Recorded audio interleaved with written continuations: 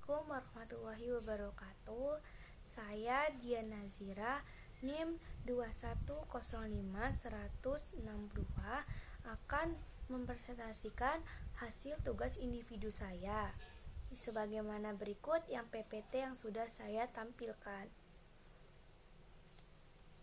Jangan lupa ditonton sampai habis buat para teman-teman yang ingin mendengarkan atau menyimak tentang materi yang sudah saya tampilkan ini.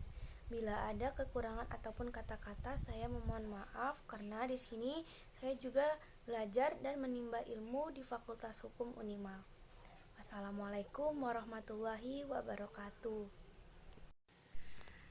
Baiklah, saya akan mempresentasikan pertemuan ke-10 tentang hak perdata dan kebendaan.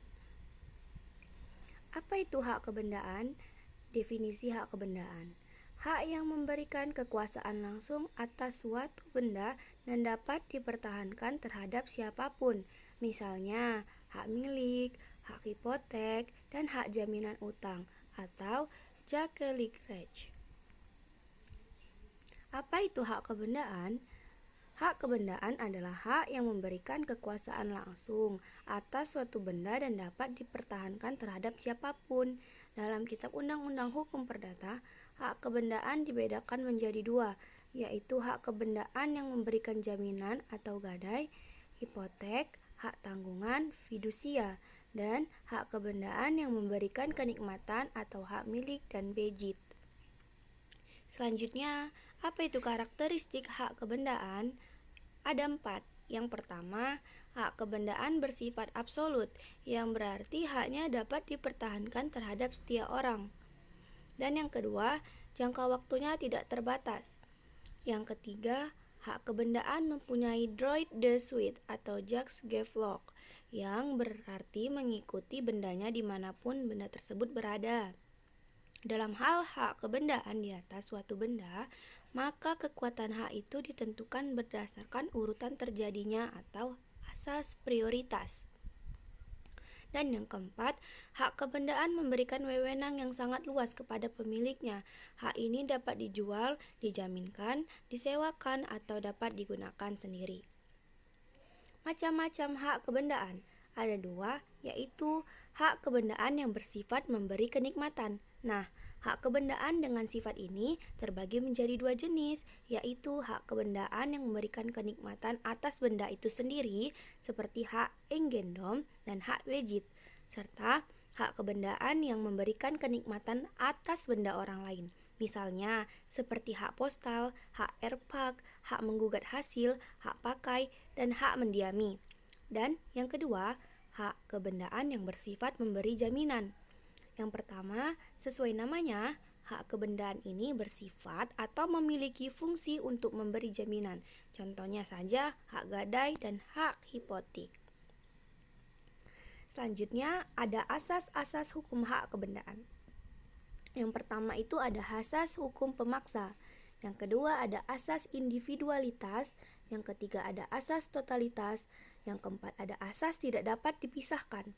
Yang kelima asas pengaturan dan perlakuan. Serta yang terakhir ada asas prioritas. Nah, bagaimana cara memperoleh hak kebendaan? Berikut beberapa hal yang dapat kamu lakukan untuk memperoleh hak kebendaan.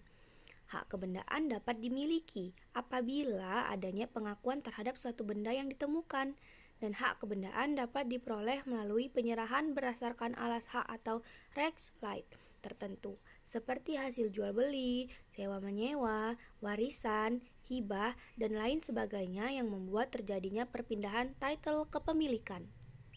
Dan yang terakhir, hak kebendaan dapat diperoleh melalui daluarsa, yaitu apabila barang bergerak tidak diketahui siapa pemiliknya dan kemudian ditemukan oleh orang lain, maka hak benda tersebut akan diperoleh setelah 3 tahun sejak dikuasainya benda oleh orang yang bersangkutan.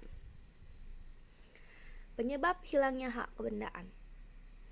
Hak kebendaan atau kepemilikan benda dapat hilang apabila benda tersebut dipindahkan tangan kepada orang lain, benda yang bersangkutan musnah, lenyap, atau hilang, dan adanya pelepasan hak terhadap benda yang bersangkutan. Hak kebendaan sudah kadaluarsa perlu diketahui pada bahwa daluarsa untuk barang bergerak umumnya adalah 3 tahun dan untuk barang tidak bergerak mencapai 20 tahun.